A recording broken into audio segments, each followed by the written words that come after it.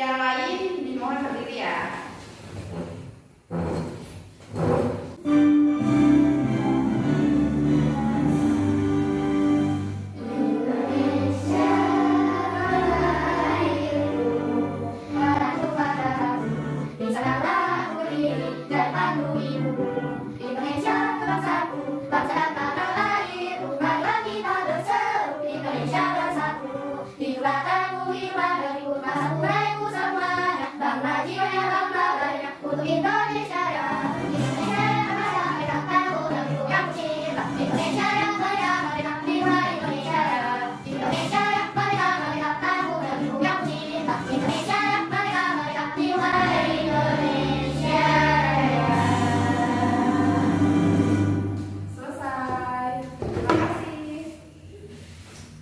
Nih, tujuan pembelajaran pada hari ini yang pertama itu tentang perubahan wujud benda, terus tentang sejarah kemerdekaan Indonesia, terus yang terakhir ada tentang pembuatan surat undangan, macam-macam surat undangan. Jadi nanti kalian bisa tahu tuh macam-macam dari semua yang akan dipelajari.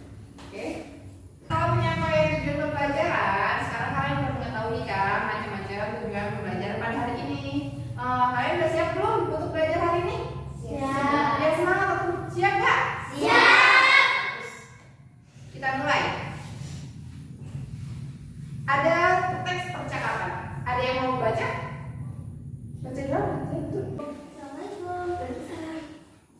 Apa kabar kamu? Alhamdulillah, kamu? Baik. Saya ada undangan. Undangan hari ulang tahun saya.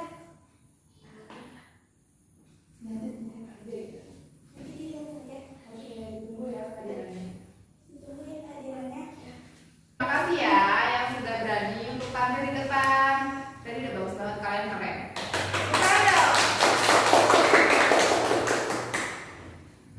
Nah, di sini ada contoh surat undangan ulang tahun. Apa tulisannya?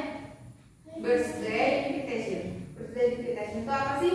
Birthday invitation itu artinya surat undangan untuk ulang tahun. Ini untuk siapa ini bahasanya? Tia. Kalau tadi Alika berarti untuk Berlian gitu. Terus gini tulisannya. Hai teman-teman, diharapkan untuk hadir ya di acara ulang tahunku. Di sini ada. Jadi di sini tuh ada judulnya. Itu yang pertama. Terus ini ditujukannya untuk siapa? Terus ini isinya. Ini ada hari waktu pelaksanaannya, ada waktu kegiatannya, ada tempatnya, terus ada penutup. Jangan lupa ada penutup. Di sini dari penerimanya siapa? Dari pemberinya siapa? Ya, oke. Ada 3 macam jenis-jenis surat. Yang pertama itu ada surat resmi, surat setengah resmi, dan surat tidak resmi. Kalau misalnya surat resmi, ini surat resmi ini contohnya kayak dari kepala sekolah buat kalian tuh kayak misalnya mau ada mid semester, ada info-info yang apapun itu. Terus yang surat setengah resmi, kalau surat setengah resmi itu kebalikannya, misalnya dari kalian buat ke sekolah, misalnya kalian sakit tuh, kan pasti ngirim surat kan ya. Terus ditujukan ke sekolah, ke wali kelas, itu surat setengah resmi. Terus ada surat yang tidak resmi, yang tadi contohnya yang surat undangan ulang tahun itu contohnya tidak resmi. Nah, sekarang kita buat kelompok ya, menjadi berapa kelompok? 3 kelompok, 1, 2, 3. Oke, undangan itu tadi kan ada 3 macam ya. Nanti kamu buat surat undangan tidak resmi, surat undangan setengah resmi, surat undangan resmi. Ini saya bagi tugas ya. Ini untuk surat undangan tidak resmi, ini surat undangan setengah resmi, dan ini surat undangan resmi. Oke, sekarang boleh kalian duduk sama masing-masing kelompoknya. Balik aja, balik. Nah, udah. Udah selesai belum? Belum.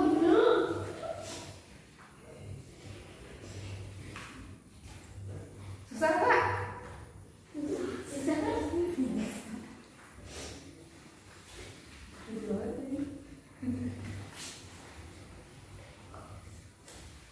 Waktunya 5 menit lagi ya.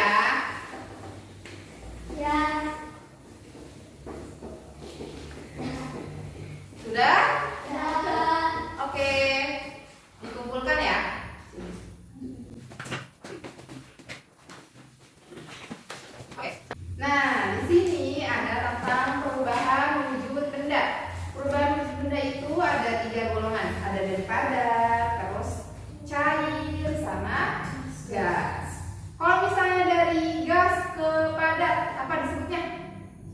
Apa disebutnya? Dari padat ke gas, menyublim. Contohnya apa? Contohnya balon. Pernah lihat balon? Nah, balon awalnya gimana? Benda padat. Terus dikasih gas, jadinya gasnya itu masuk ke bendanya itu. Aku ada contohnya juga. Contoh dari benda padat menjadi gas. Contohnya yaitu balon. Ingat-ingat. Nih, balon ini benda padat terus dikasih gas. Masuklah tuh gasnya ke dalam si balonnya. Jadi ya.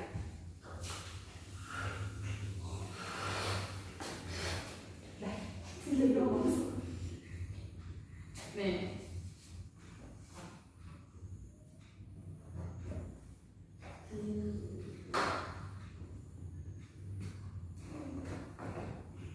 Nah, ini contohnya sekarang udah jadi. Kan tadi bendanya benda padat, terus dimasukkan gas, jadi si gasnya itu menyublim ke dalam si benda padatnya ini. Jadi contoh dari benda padat ke benda gas itu balon. Oke, selanjutnya dari kebalikannya nih sekarang. Kalau misalnya dari gas ke padat apa namanya? Mengkristal. Tahu mengkristal? Contohnya apa? Permen. Pernah lihat permen? Nah, dia itu awalnya tuh dari uapan doang, gas-gas doang, ada cair juga. Terus akhirnya dikasih gas, tuh karena udara masuk tuh, jadi mengkristal, jadinya sebuah permen. Itu contohnya. Terus ada lagi dari padat ke cair. Apa contohnya? Padat ke cair? Es krim, batu es. Betul. Itu contohnya. Pernah kan ya batu es yang tadinya yang segumpal gini lah, segelondongan bener-bener gede, akhirnya jadi mencair gara-gara kena sinar matahari. Itu contohnya. Terus kebalikannya kalau misalnya dari cair ke padat, apa contohnya? Apa ya? Apa? Ya itu es batu sama aja dibalik jadinya. Contohnya yang tadi tuh yang awalnya air putih biasa tuh, air yang biasa kita minum dijadiin es batu, itu contohnya. Terus ada lagi dari cair ke padat, apa disebutnya? Dari cair ke padat membeku, yang tadi contohnya batu es. Terus kalau misalnya padat ke cair, apa disebutnya? Melebur. Berarti melelehnya melebur itu teh. Ya.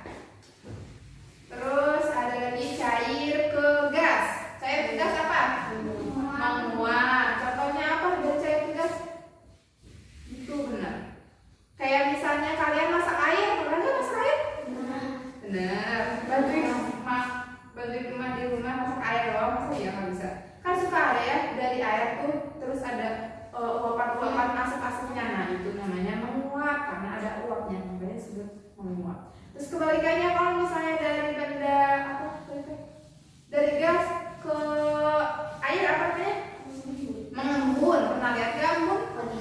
Kalau misalnya kalian itu sekarang posisi lagi dingin, terus ke kaca kan gitu. Itu langsung ada penghuninya, ya kan? Sekarang saya kasih contoh, kasih soal untuk kalian. Masing-masing dapat 1 stick dan nanti kalian sebutin contoh perubahan wujud. Oke? Sekarang kita mulai untuk pembagian tugas dari ini. Aku bagi satu-satu ya. Siap? Siap. Nih.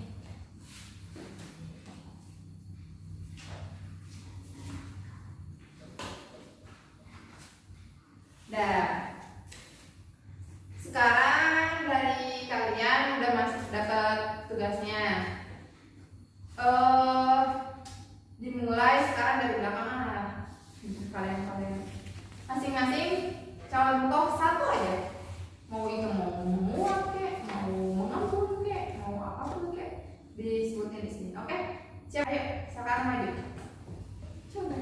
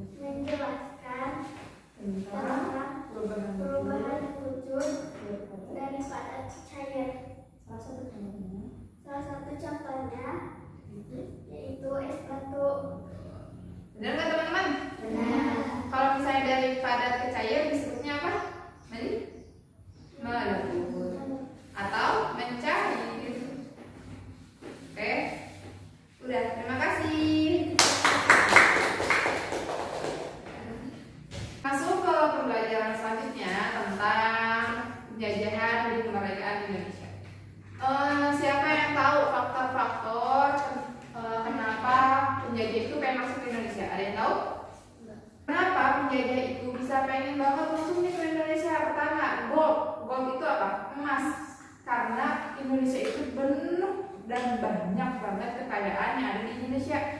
Sekarang kan banyak tambang-tambang emas yang suka diambil di Kruk itu. Terus coba lihat penjajah sampai sekarang juga sebenarnya Indonesia itu masih termasuk dijajah, soalnya yang menguasai tambang-tambang di Indonesia itu orang-orang luar negeri, bukan orang-orang Indonesia, kayak Cina, terus Belanda, kayak gitu. Jepang juga ada.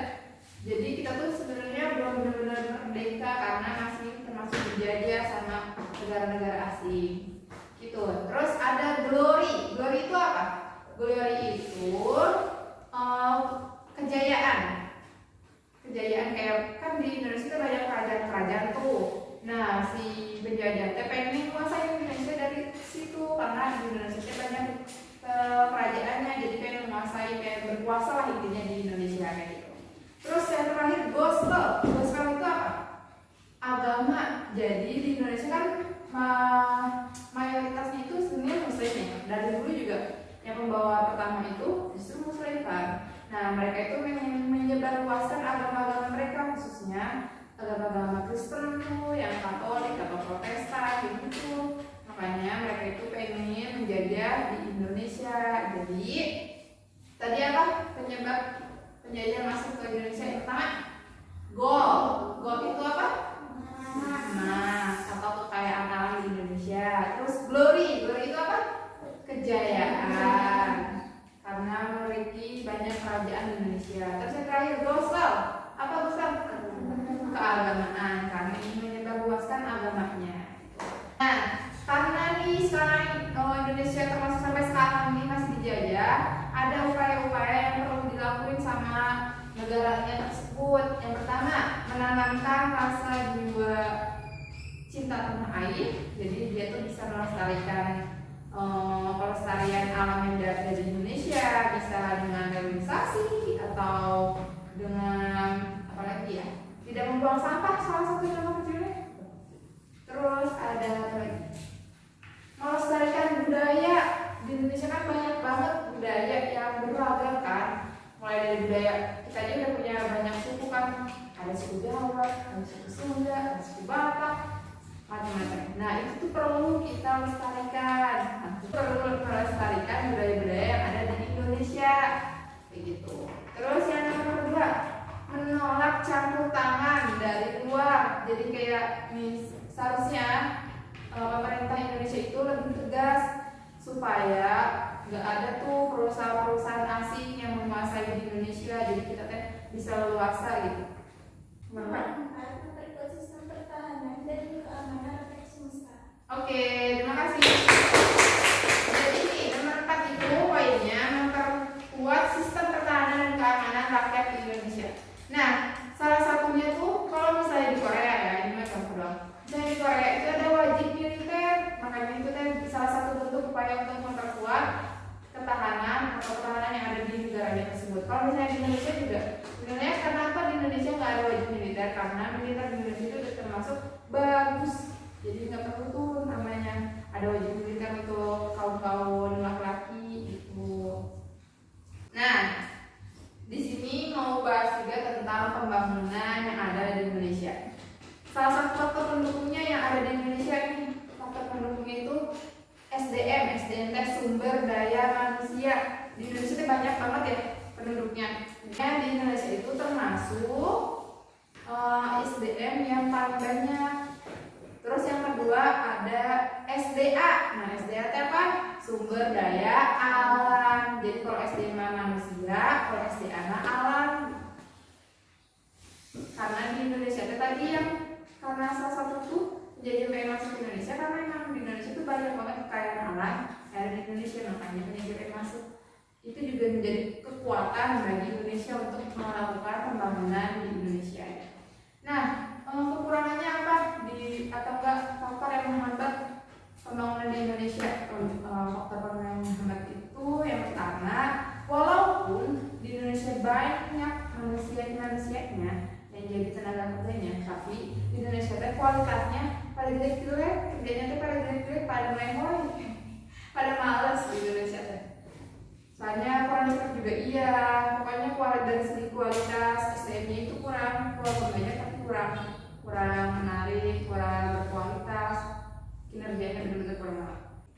investasi di Indonesia itu sedikit, soalnya Indonesia itu termasuk negara yang miskin, makanya investasi di Indonesia itu cuma sedikit. Terus yang terakhir, teknologinya buruk, perkembangan teknologinya buruk di Indonesia. Walaupun sekarang nih kalian masih kecil-kecil, dia udah pada ngerti HP gitu ya, tapi termasuk yang tidak memanfaatkan teknologi dengan baik gitu. Banyak yang selalu terlena sama teknologi itu. Kita bagi kelompok kayak tadi lagi ya.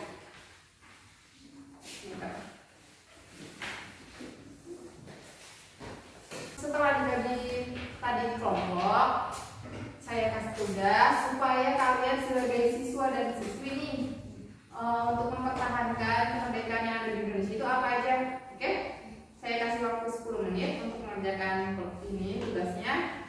Diskusikan dengan kelompok masing-masing. Dimulai dari sekarang. Sudah? Sudah, oke. Dikumpulkan. Kita acak ya pembagian kelompoknya. Ayo sekarang teman-teman. Kelompok ya.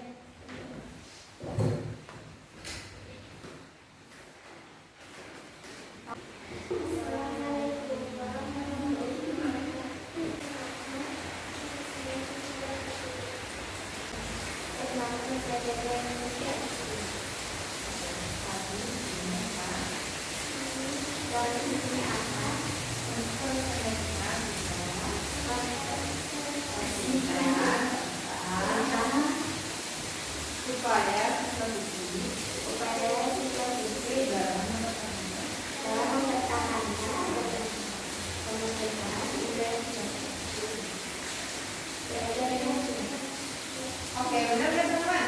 Nah, makasih.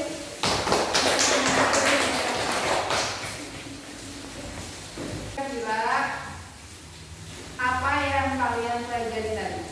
Tentang apa aja tadi? Yang kita pelajari itu tadi tentang apa? Tentang apa? Perubahan benda. Tuh. Terus yang kedua tentang apa? Kurang tangan. Terus yang ketiga terakhir tentang kemerdekaan Indonesia. Oke, sudah bisa semua? Bisa. Sekarang ada yang ingin ditanyakan? Ada yang ingin ditanyakan? Kalau refleksi itu, jadi kita itu bisa menganalisa atau mengevaluasi apa yang tadi kita pelajari. Dari itu kita kurangnya apa, kelebihannya apa, itu namanya refleksi. Bagus. Bagus untuk kalian yang telah bertanya. Tepuk tangan. Guys, sedikit dulu. Bangun. Tangannya di sini. Tangan diputar-putar, tangan diputar-putar, peganglah bahu. Tangan diputar-putar, peganglah lutut. Digoyang-goyang, digoyang-goyang, digoyang-goyang. Diputar-putar, diputar ke atas, diputar-putar, diputar ke bawah, diputar-putar, diputar ke kanan, diputar-putar, diputar ke kiri. Ayo bareng-bareng. Tangan diputar-putar, tangan diputar-putar, peganglah bahu. Tangan diputar-putar, peganglah lutut. Digoyang-goyang, digoyang-goyang. Diputar-putar, diputar ke atas, diputar-putar, diputar ke bawah, diputar-putar, diputar ke kanan, diputar-putar, diputar ke kiri. Habis. Harus lagi.